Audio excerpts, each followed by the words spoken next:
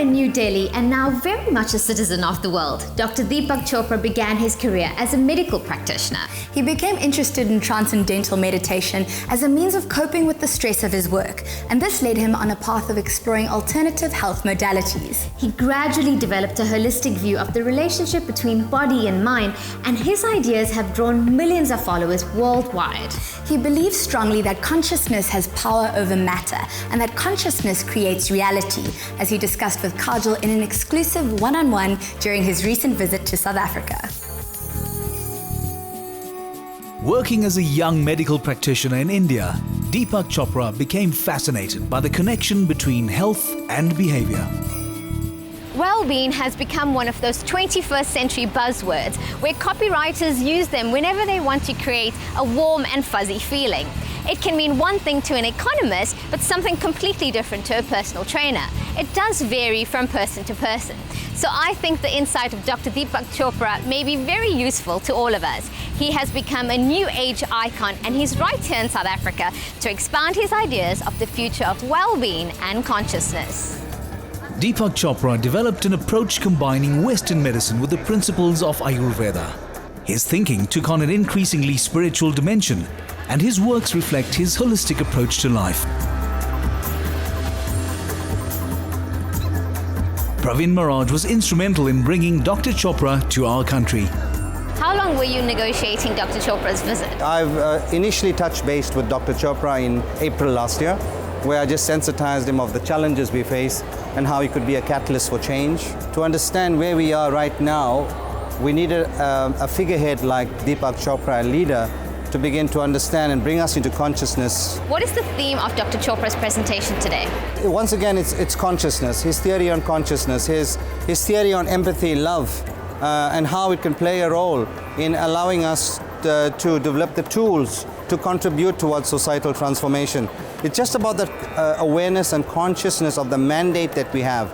Those of us who are successful, how do we translate that into an inclusive success story?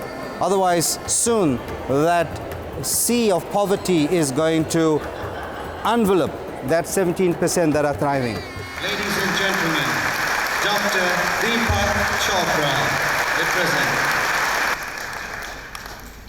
Every emotional state changes the chemistry of our brain. Now it turns out that there are receptors to these neuropeptides in all the cells of our body. The cells of your body make the same chemicals that your brain makes when it thinks. So when you say, I have a gut feeling about such and such, you're not speaking metaphorically anymore, you're speaking literally, because your gut makes the same chemicals that your brain makes when it thinks.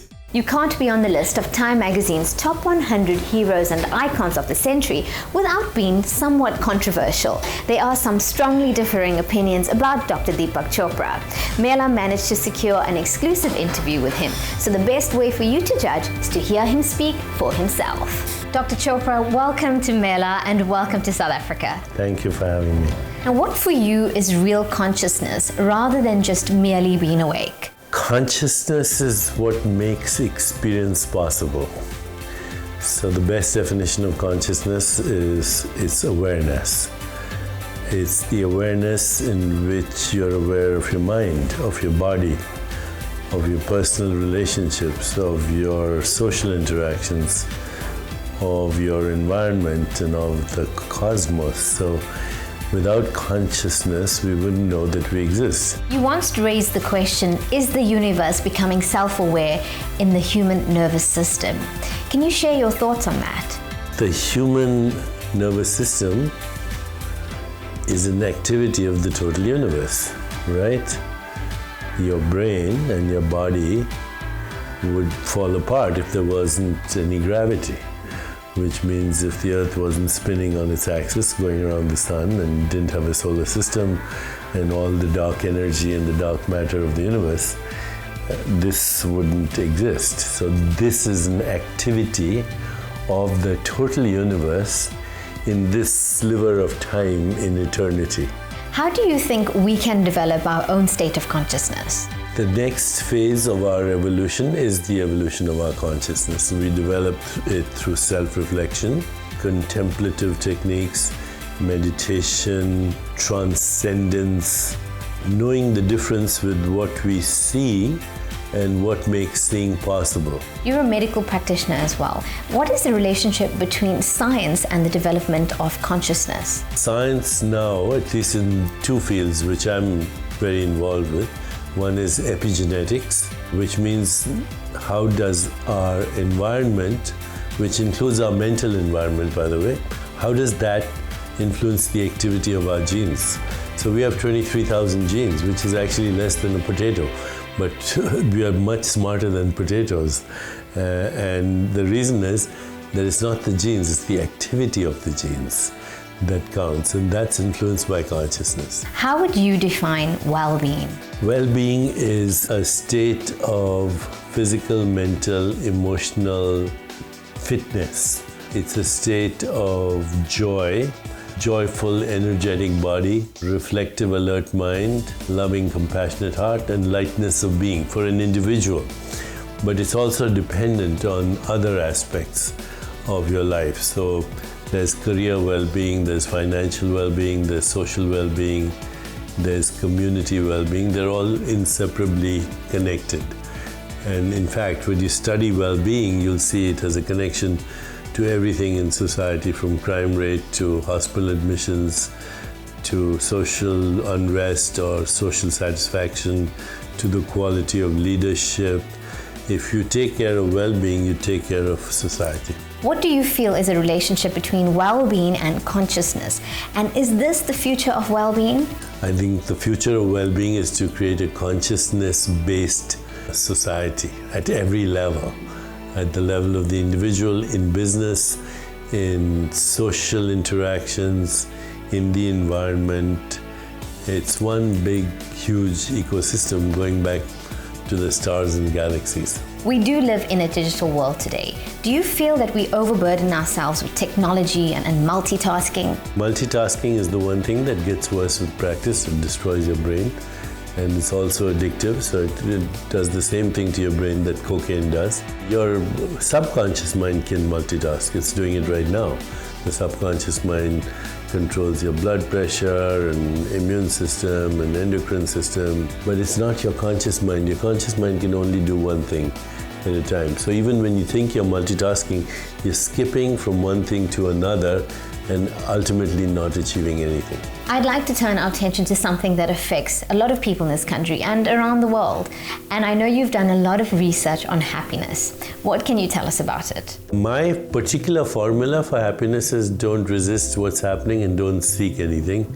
If you're totally present, you're already happy.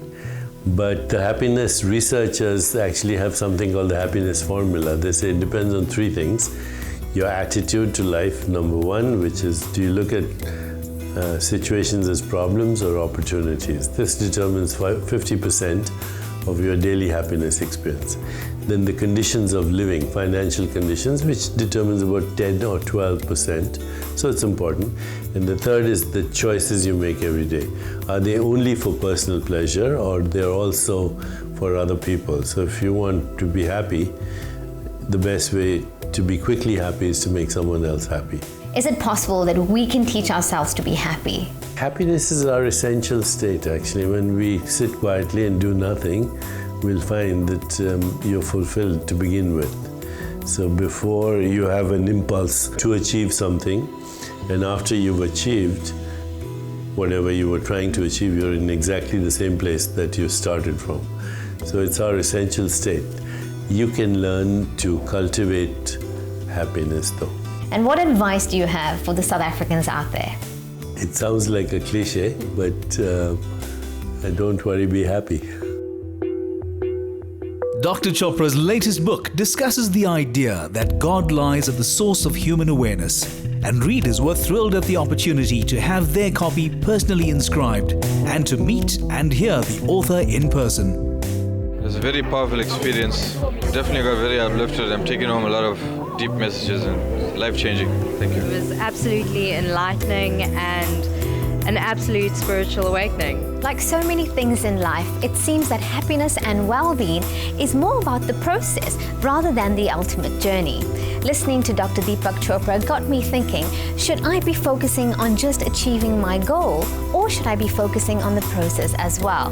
Well, it seems that happiness and well-being lie in the journey and not just the destination.